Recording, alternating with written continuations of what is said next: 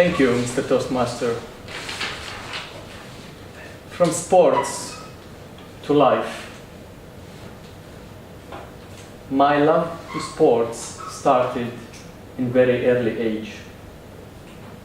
I will share with you today a couple of experiences that I have and one big lesson that I learned from sports and I took to life. My daily job is with numbers. Today, I'm a financial analyst at Thomson Reuters. All my job is with numbers. But my affair with numbers started very early. And guess from where?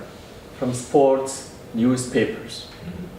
Every weekend, we get the newspaper. At the last page, there are the tables of all the leagues. And there are the games and the matches. Every day of the weekend, I used to update all the results of each game and update based on that the table of the teams, the pluses, the minuses, the goals, who's winner, who's losing, who's up, who's down, small arrows here and there.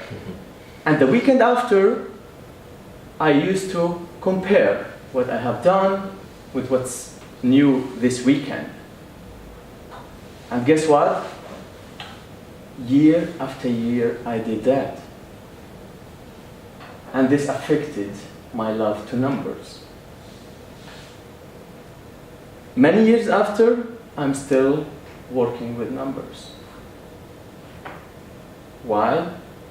Because basically, I love and enjoyed playing with numbers through sports.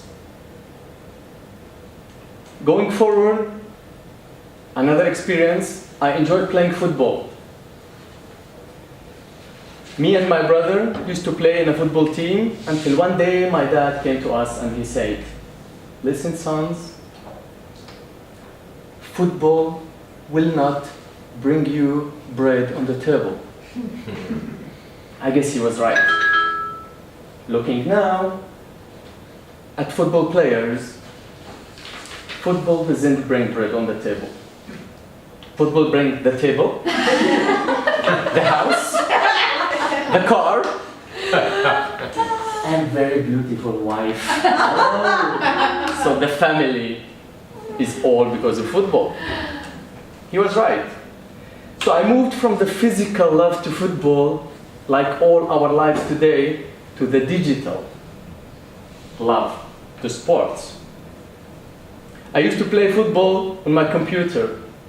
The thing was, I enjoyed football, watching and playing. Even at 6 o'clock in the morning, I will wake up and sit playing football. And when I watch football, I get into the game and I start commenting.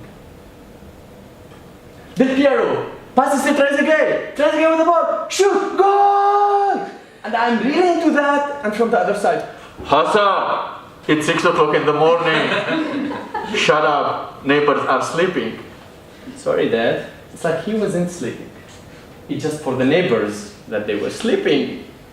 So I did sports writer and broadcaster certificate that I didn't use because I was 21 years old, between 20 Jewish people, I'm the only Arabic guy. I didn't have confidence, but I have the certificate that I will use one day, and I'm sure about that. My biggest lesson came also from sports. At the last year of my first degree, psychology and statistics, I felt bored. I needed the sports in my life again. So I searched for sports psychology master's degree, but I didn't find it. But what I found was mental trainer certificate, which is part of sports psychology. You help athletes to improve performance based on mental aspects. I enjoyed it, and it was the best thing that I have ever done since back then. I was practicing in football club, 16 years old footballers. From them, I learned the biggest lessons. When you do what you love, when you have passion while doing things, you will never give it up. They used to practice every day. In the weekend, they used to play and lose. But the second day, they showed up again. They practiced again, and they showed up again the weekend, and they lost again. In life, we lose. One weekend, we lose second game, we lose the third game, and we give up our lives. We don't think even about showing up again. So my question to you, will you give your life up just because you lost once or twice?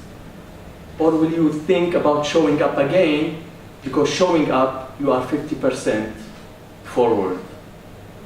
Please don't give up. Life is a marathon, it's not a sprint. Keep learning, keep failing forward, and all our trials, they are not failures. Thank you very much.